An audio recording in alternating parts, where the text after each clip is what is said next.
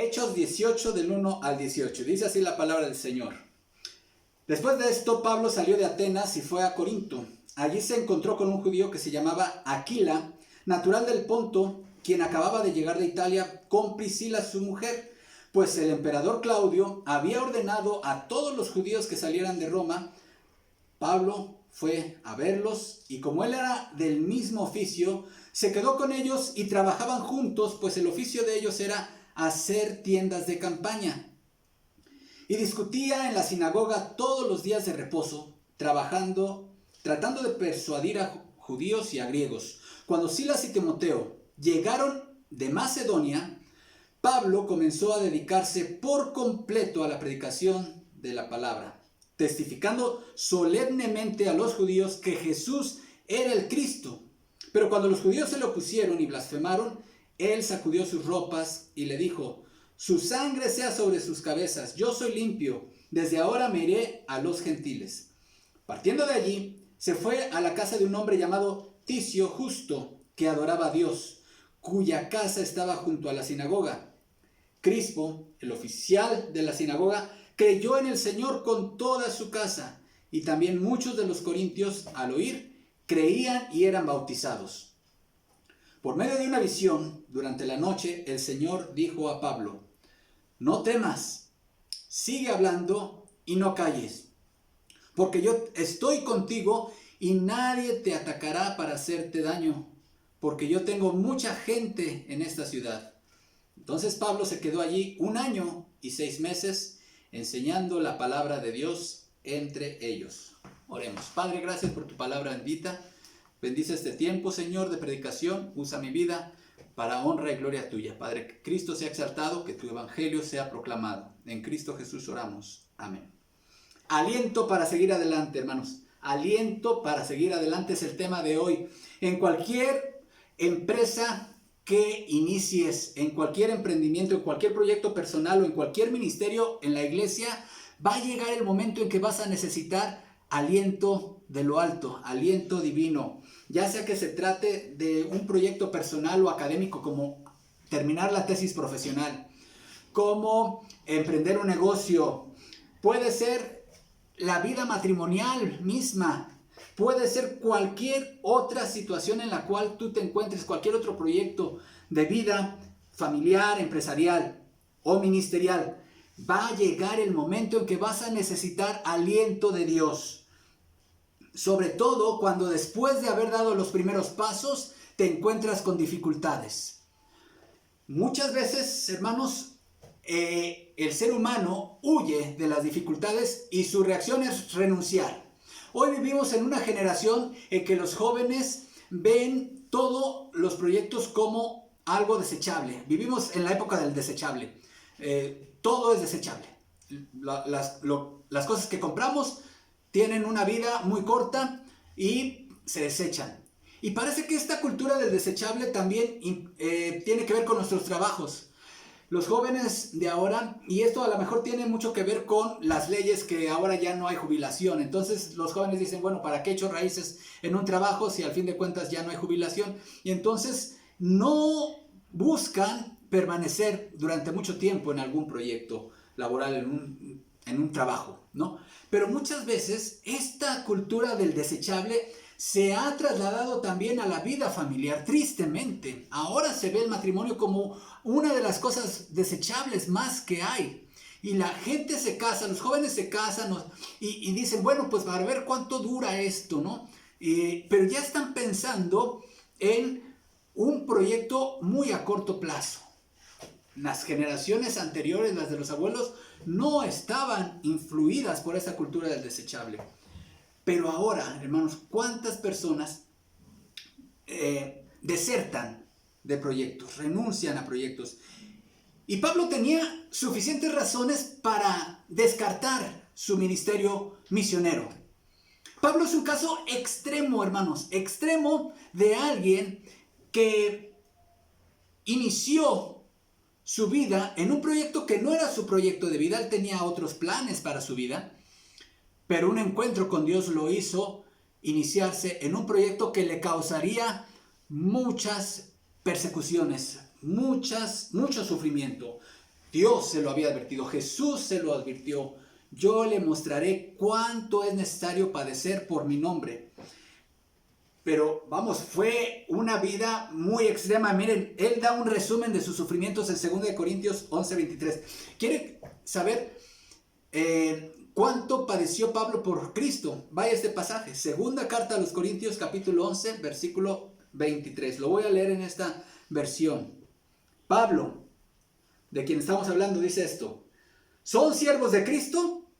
Sé que sueno como un loco, pero yo lo he servido mucho más.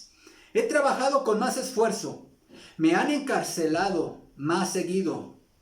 Fui azotado innumerables veces y enfrenté la muerte en repetidas ocasiones. En 5 ocasiones distintas, los líderes judíos me dieron los 39 latigazos.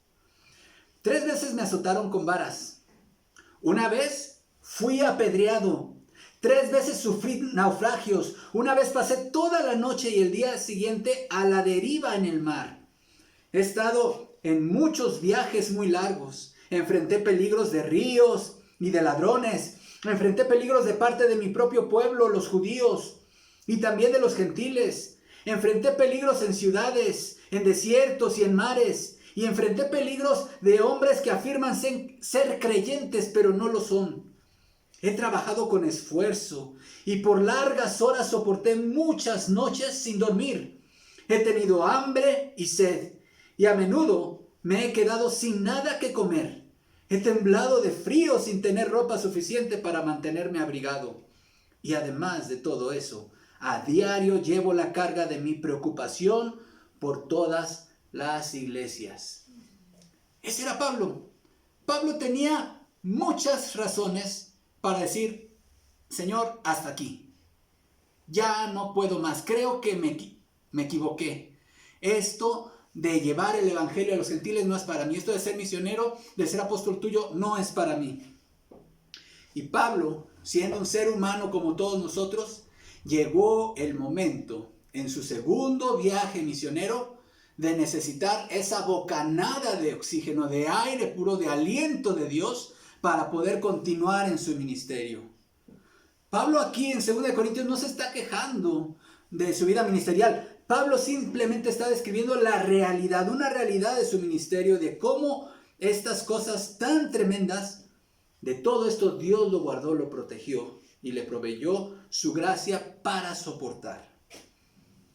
Pablo fue un hombre expuesto al sufrimiento, pero aquí, llegando a Corinto, hermanos, y hay que recordar de dónde venía Pablo, hay que recordar un poco cómo era una constante persecución. Su segundo viaje misionero inició desde su iglesia enviadora, Antioquía, y empezó por su tierra natal, Tarso, y llegó a las ciudades que había fundado, donde había fundado iglesias en su primer viaje misionero. Y hasta llegar a Europa. Y ahí en Europa empezaron los problemas. En Filipos, una ciudad importante de Macedonia, enfrentó oposición. De ahí tuvo que salir, fue encarcelado y Dios lo libró milagrosamente. Y de ahí Pablo llega a la capital de Macedonia, que es Tesalónica. Bueno, ahí en Tesalónica se desató con furia la oposición contra su ministerio. Intentaron matarlo, intentaron lincharlo. Bueno, de Tesalónica, Pablo va escoltado hasta Atenas. Y ahí en Atenas estaba esperando a sus amigos, a Timoteo y a Silas, quienes se quedaron en Tesalónica. Y mientras tanto Pablo predica un sermón poderoso en el Areópago, ahí en la capital intelectual del mundo antiguo, Atenas. Pero Pablo, al ver que no llegaban y al ver que había habido pues muy poco fruto, realmente solamente unos pocos creyentes creyeron en él en Atenas, creyeron en Cristo en Atenas, Pablo va a la siguiente ciudad importante, que es Corinto. Y ahí en Corinto, hermanos, vemos cómo Pablo necesitaba fortaleza de Dios, porque ahí en Corinto, después de predicar a Cristo, también enfrentó oposición. Y entonces Dios le provee en Corinto a Pablo un gran aliento a través de 3 regalos. Dios le dio a Pablo 3 regalos, sí, así como dice la canción, pero no fueron ni el cielo, ni la luna, ni el mar, sino estos 3 regalos que Pablo necesitaba para recibir fortaleza y seguir adelante fueron los amigos, el fruto ministerial y la seguridad de la presencia de Dios. Oigan, hermanos, estos son regalos que animan a todo hombre que está a punto de tirar la toalla, como decimos. Y Pablo, como dice la palabra de Dios, hermanos, muchos dirían, pero a Pablo se le apareció el Señor Jesús y a mí no se me ha aparecido. Bueno, ¿quieres sufrir como Pablo sufrió? Ahí está la descripción de todo lo que Pablo habló. Hay un dicho aquí en México: a grandes males, grandes remedios, ¿verdad? Pero vamos a ver el regalo de los amigos, versículo 1 al 5. Después de estas cosas, Pablo salió de Atenas y fue a Corinto. Y halló a un judío llamado Aquila, natural de Ponto, recién venido de Italia con Priscila, su mujer. Por cuanto Claudio había mandado que todos los judíos saliesen de Roma, fue a ellos. Y como era del mismo oficio, se quedó con ellos, y trabajando juntos, pues el oficio de ellos era hacer tiendas, y discutía en la sinagoga todos los días de reposo, y persuadía a judíos y a griegos. Y cuando Silas y Timoteo vinieron de Macedonia, Pablo estaba entregado por entero a la predicación de la palabra, testificando a los judíos que Jesús era el Cristo. Hermanos, los seres humanos somos seres sociales, seres gregarios. Necesitamos de la interacción con otros seres humanos. Ahora, hay personas a las cuales se les facilita trabajar en equipo más que a otras, ¿sí? Una de las debilidades que tiene alguien que quiere trabajar o ser contratado en una empresa es no tener facilidad de trabajo en equipo, hermanos. Y a mucha gente le cuesta esa interacción. No es cierto, muchas veces, ¿cuántas veces no decimos? Es que a mí no me pongan a trabajar con nadie porque me cuesta trabajo estar corrigiendo lo que hacen mal otros y termino haciéndolo yo solo. Bueno, eso es una debilidad, no es algo muy bueno. Todos debemos de avanzar en trabajar en equipo. Pablo trabajaba en equipo. Él estaba decidido desde un principio a no ir solo por la vida en el ministerio. En su primer viaje, los 2 llamados fueron Pablo y Bernabé, pero no fueron solos. Por lo menos en su primera etapa iban acompañados de Juan Marcos. Pero en su segundo viaje, hermanos, Pablo iba acompañado de Silas.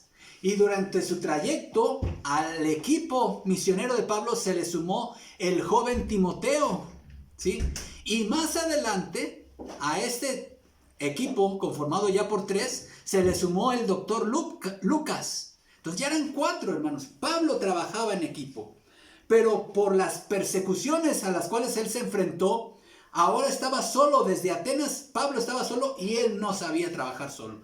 Él necesitaba de sus amigos. Así que Pablo, hermanos, imagínense, Pablo estaba siendo perseguido, amenazado de muerte. Los judíos de Tesalónica viajaron hasta Atenas para quitarle la vida, pero no tenía a sus amigos junto a él como para poderse descargar emocionalmente y llorar juntos, por lo menos orar juntos. Pablo estaba solo, pero Dios le proveyó un matrimonio de amigos llamados Aquila y Priscila. Los amigos generalmente son amigos porque tienen algo en común, ¿no es cierto? Hay amigos que lo que los une es que les gusta el fútbol, ¿no? Y entonces tienen esa afición en común y eso se identifican y los hace amigos. Otros son amigos porque estudiaron la misma carrera, lo que tienen en común, pues, la misma profesión. Otros son amigos porque vivieron en la misma calle desde chiquitos y entonces eso es lo que tienen en común. Los amigos son amigos porque normalmente tienen algo en común. Bueno, aquí, ¿qué tenían en común Pablo con el matrimonio Aquila y Priscila? Es que eran judíos. Segundo lugar, no solamente eran judíos, eran creyentes en Cristo. Tercer lugar, eran judíos creyentes en Cristo y se dedicaban al mismo oficio que Pablo, a hacer tiendas de campaña. Y entonces se identificaron inmediatamente, hermanos. Se identificaron y Dios le proveyó el regalo de la amistad a Pablo. Un regalo que le cayó muy bien a Pablo. A Pablo le cayó, pero como agua refrescante, el conocer a Aquila y a Priscila mientras llegaban el resto de su equipo de trabajo. Me refiero a Silas y a Timoteo. Hermanos, es muy importante valorar la amistad cristiana. En medio de la tribulación, cuando el tanque de Pablo estaba ya casi por agotarse, Dios le dio el regalo en su gracia de buenos amigos, colaboradores para el ministerio. ¿Cómo te gusta trabajar para Cristo? ¿Eres de los que trabajan solos? ¿Eres de los que dicen, no, yo no sé trabajar con nadie, a mí déjenme solo? No es el modelo bíblico. Debes de acostumbrarte a trabajar con un equipo de trabajo. ¿Cuánto valoras la amistad? La amistad cristiana es un don de Dios, hermanos. Y a mí me da mucho gozo ver aquí en esta iglesia amistades cristianas de muchos años. Y déjenme decirles algo, hermanos. Valora a tus amigos en la fe. Son un don de Dios. Un regalo de Dios. Cuando las cosas en el ministerio se pongan difíciles, cuando necesites ese aliento de Dios, tus amigos serán ese ánimo, como lo fueron Aquila y Priscila. Ellos son el regalo que Dios va a usar para decirte, vale la pena seguir adelante, continúa, no te desalientes. Pero hay otro regalo que Dios le dio a Pablo en medio de esta crisis ministerial que él estaba viviendo, y fue el regalo del fruto ministerial. Versículos 4 al 8. Leo incluso desde el 6. Dice así la palabra de Dios. Pero oponiéndose y blasfemando estos, se refiere a los judíos, les dijo sacudiéndose los vestidos: vuestra sangre sea sobre vuestra propia cabeza. Yo limpio, desde ahora me iré a los gentiles. Y saliendo de allí, se fue a la casa de uno llamado Justo, temeroso de Dios, la cual estaba junto a la sinagoga. Y Crispo, el principal de la sinagoga, creyó en el Señor con toda su casa, y muchos de los corintios, oyendo, creían y eran bautizados. En Proverbios 14:23, la sabiduría divina nos dice lo siguiente: en toda labor hay fruto. Jesucristo les dijo a sus apóstoles en aquel sermón íntimo en el aposento alto: no me escogieron ustedes a mí, sino que yo los escogí a ustedes y los comisioné para que vayan y den fruto, y un fruto que perdure. Así el Padre les dará todo lo que pidan en mi nombre. Yo pienso, mis amados hermanos, que cuando Pablo iba llegando a una nueva ciudad, él ya estaba preparado mentalmente y emocionalmente para que seguramente en esa ciudad iba a haber oposición. Y que seguramente, probablemente en esa ciudad podría perder la vida. Pero Pablo no desmayaba, porque sabía que la palabra de Dios nunca vuelve vacía. Nunca vuelve a Dios vacía. Versículo 6. Pero poniéndose y blasfemando estos, les dijo, sacudiéndose los vestidos: vuestra sangre sea sobre vuestra propia cabeza. Yo limpio, desde ahora me iré a los gentiles. En este versículo encontramos una gran verdad práctica para todos nosotros, muy importante. Cuando tú has invertido tiempo, oraciones, enseñanza, has invertido amor, recursos en predicarle el evangelio a una persona que no rinde su vida a Cristo, que rechaza el mensaje, e incluso llega al punto de blasfemar, como lo que estaba pasando a Pablo aquí. Él dedicó cada sábado, varios sábados, para predicarles a Cristo a sus compatriotas judíos en Corinto. Pero ellos, en lugar de creer el mensaje, rechazaron, incluso llegaron al punto de la blasfemia. ¿Sí? Aquí hay una enseñanza muy práctica. Seguramente tú te has topado con algún compañero, alguna amistad, alguien que en un principio mostró cierto interés, pero hay compañeros que nada más quieren provocarte para blasfemar la palabra de Dios. No te prestes a eso. Ahora sí que Pablo pintó su raya. ¿Sí? Él pintó su raya y dice: no, Yo ya estoy limpio, yo ya les prediqué a Cristo, a partir de ahora me voy a los gentiles. Pero centrémonos en este fruto, hermanos. Hubo fruto aquí en Corinto en su predicación. Justo, era un gentil, era uno de los temerosos de Dios por el nombre que tenía. Y él vivía juntito a la sinagoga judía estaba la casa de Justo. Así que Pablo no se fue muy lejos. Ahí nomás, a la siguiente puerta, ahí fue hospedada la nueva iglesia de Corinto. Pero noten también quién se convirtió. Crispo, nada más y nada menos que el mero dirigente de la sinagoga, el mero líder. O sea que los judíos que se enojaron contra Pablo y que rechazaron su mensaje, tuvieron que elegir a un nuevo presidente de la sinagoga porque el mero líder se convirtió, ya era cristiano. Y se fue con Pablo a la casa de Justo. Y también muchos corintios. Qué balde de agua de refrescante, hermanos. Qué bocanada de oxígeno es esto que Dios le está dando a Pablo. Mira, vale la pena sufrir por Cristo. ¿Por qué? Porque hay fruto. Hay almas que se convierten. Así como hay almas que rechazan el mensaje, hay almas que se convierten, Pablo. Yo estoy prosperando tu ministerio. En toda predicación, amado hermano y amada hermana, habrá fruto. Espera fruto. La palabra de Dios no vuelve vacía. En Isaías 55:10, este pasaje muy conocido, usted lo conoce.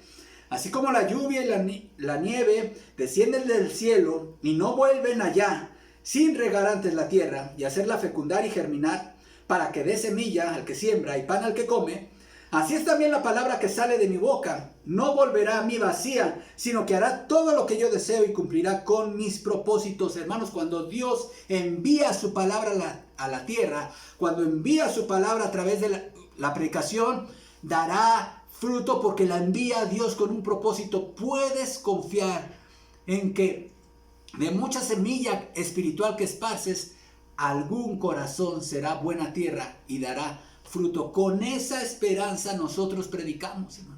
Con esa esperanza nosotros, los predicadores, preparamos sermones. Con esa esperanza nosotros discipulamos y predicamos a otras personas de Cristo con la esperanza de recibir fruto. Aquí mi hijita tiene, mi esposa tienen aquí un jardín con plantitas. Y mi hijita hace tiempo quiso tener un proyecto aquí de sembrar un jitomatito. Y ahí tiene su cajita, ¿verdad? Y la riegan ahí de repente. ¿Y qué creen? Después de un tiempo, ya vimos ahí cómo dio jitomate. Ya hasta nos comimos uno en una ocasión. Y eso motiva, porque vale la pena estar al pendiente de la plantita, regándola, cuidándola, atendiéndola. ¿Por qué? Porque hay fruto. No veas como un desperdicio el tiempo que tú inviertes en una persona. Con la palabra de Dios hay fruto. Y cuando tú logras ver un fruto espiritual en alguien, una conversión, un matrimonio que se salva, una persona que regresa a los pies de Cristo, cualquier fruto espiritual, hermanos, es motivante. Eso te impulsa a seguir adelante. Eso te impulsa a seguir adelante. Y eso, el fruto, fue otro regalo que Dios le dio a Pablo en Corinto.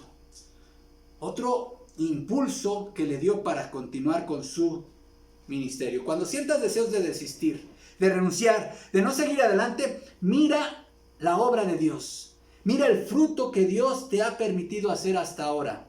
Por ese fruto vale la pena continuar y no desmayar. Pero hay un tercer regalo que Dios le dio a Pablo como aliento para continuar. El regalo de la seguridad de su presencia, de la presencia divina. Versículos 9 al 17. Entonces el Señor dijo a Pablo en visión de noche: no temas.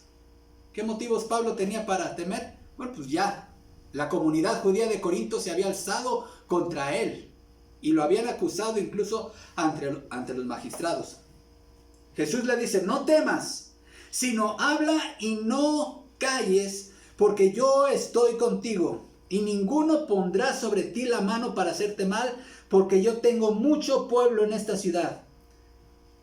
Y a consecuencia, ¿qué pasó? y se detuvo allí 1 año y 6 meses enseñándoles la palabra de Dios. Pero siendo Galión procónsul de Acaya, los judíos se levantaron de común acuerdo contra Pablo y le llevaron al tribunal, diciendo: este persuade a los hombres a honrar a Dios contra la ley. Y al comenzar Pablo a hablar, Galión dijo a los judíos: si fuera algún agravio o algún crimen enorme, oh judíos, conforme a derecho yo os toleraría. Pero si son cuestiones de palabras y de nombres y de vuestra ley, vengo a vosotros, porque yo no quiero ser juez de estas cosas.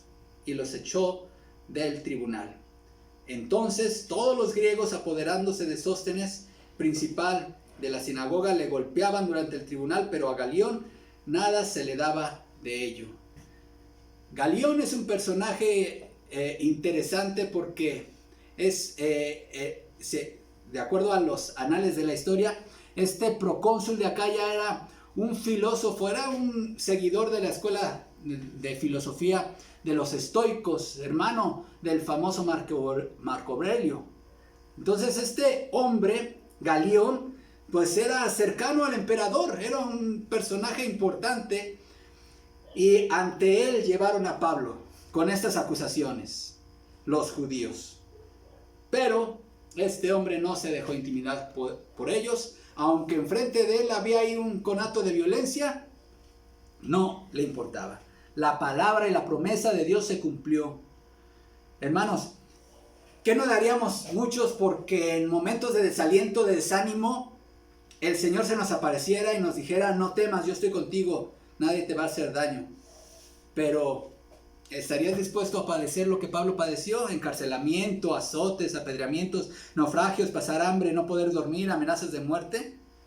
¿Verdad que no deseamos algo así? Bueno, entonces no pidamos visiones de noche, pero sí tenemos, hermanos, las promesas de Dios. Jesucristo dijo, cuando dio su gran comisión de ir y predicar el evangelio, dijo: yo estoy con ustedes todos los días hasta el fin del mundo. La promesa de Dios de estar con nosotros está garantizada para ti y para mí. Quiere decir que cuando tú ejerces tu ministerio, hermano y hermana, oye bien, Jesús está contigo. Cuando estás discipulando, Jesús está ahí presente contigo. Cuando estás evangelizando, Jesús está presente contigo. Cuando estás dando tu clase de escuela dominical, Jesús está presente contigo. Cuando estás aconsejando a alguien, Jesús está presente contigo. Cuando estás dirigiendo la adoración, Jesús está presente contigo. La presencia de Dios está garantizada. ¡Qué bendición, hermanos! Si Jesús está conmigo, voy a donde sea. Si Cristo conmigo va, yo iré. Cuando estés realizando tu servicio al Señor, recuerda que Él está contigo. Si Cristo está contigo, no importa quién esté contra ti,